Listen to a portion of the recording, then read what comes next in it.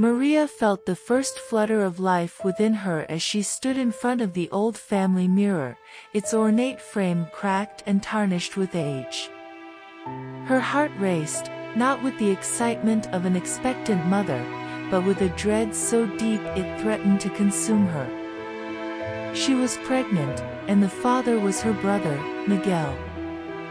Their parents had died when they were young, leaving Maria and Miguel to be raised by their grandmother, Isabel, in their ancestral home in the isolated town of Marisol. The house, with its creaking floors and shadow-filled corners, had always been a place of unease. Isabel was a stern woman, her face etched with lines of worry and sorrow, her eyes always watchful. She never spoke of the family's past, but the silence was filled with unspoken fears and ancient whispers.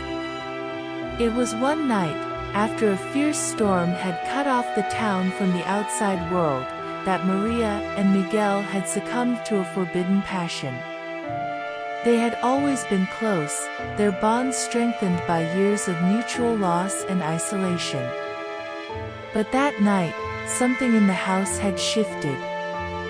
The air grew thick with an oppressive energy, and the shadows seemed to writhe with a life of their own. Now, standing alone in the darkened room, Maria felt the weight of their sin.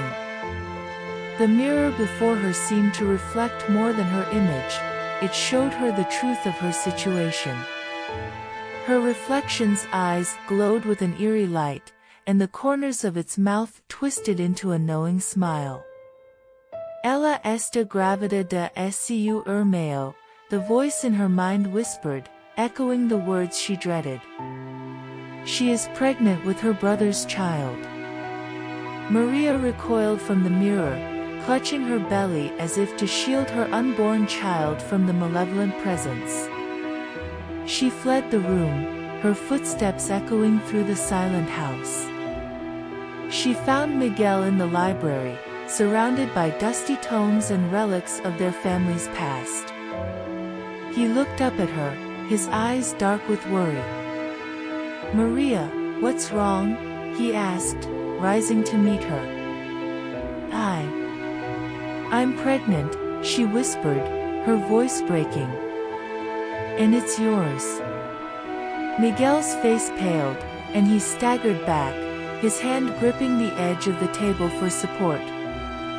"No, it can't be," he murmured. "We can't. It's a sin, Maria." "I know," she said, tears streaming down her face. "But there's more. There's something wrong with this house, with our family. I feel it, Miguel. It's like a curse." Their grandmother's words came back to them, warnings of an ancient curse that plagued their bloodline. Isabel had always been cryptic, but the fear in her eyes had been real. "Maria," Miguel said, his voice trembling. "We need to find out the truth. We need to understand what we're dealing with." Together, they began to search the house, uncovering hidden passages and forgotten rooms. In the attic, they found an old chest filled with letters and journals, remnants of their family's history.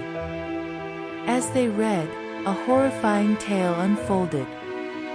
Generations ago, their ancestors had made a pact with a dark entity, trading their souls for wealth and power.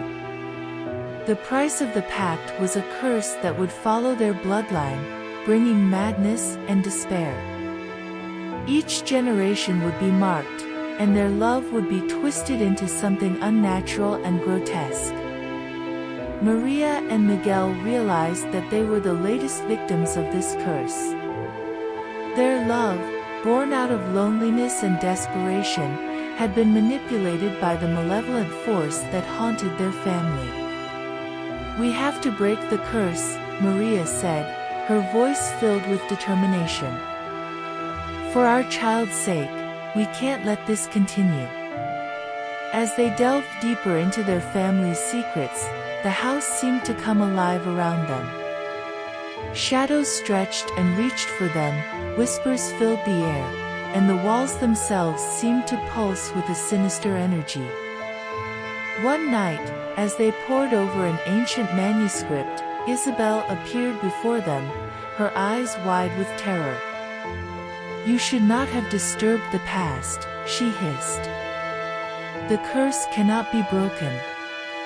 It will consume you, as it has consumed us all." Her figure flickered and disappeared, leaving Maria and Miguel in darkness. Desperation clawed at them, but they refused to give up. They performed a ritual they had found in the manuscript, hoping to appease the entity and end the curse. As they chanted the incantations, the house shook violently. The shadows coalesced into a monstrous form, its eyes burning with hatred. It reached out for them, its claws tearing at their flesh. In a final act of defiance, Maria grasped a family heirloom, a dagger blessed by a long-forgotten priest, and plunged it into the heart of the entity. It let out a deafening roar and dissipated into a cloud of darkness. The house fell silent, the oppressive energy lifting. Maria and Miguel, battered and bleeding, held each other as the first light of dawn filtered through the windows. They had broken the curse, but the scars it left would never fade. Months later, Maria gave birth to a healthy baby boy. They named him Gabriel, a symbol of hope and redemption.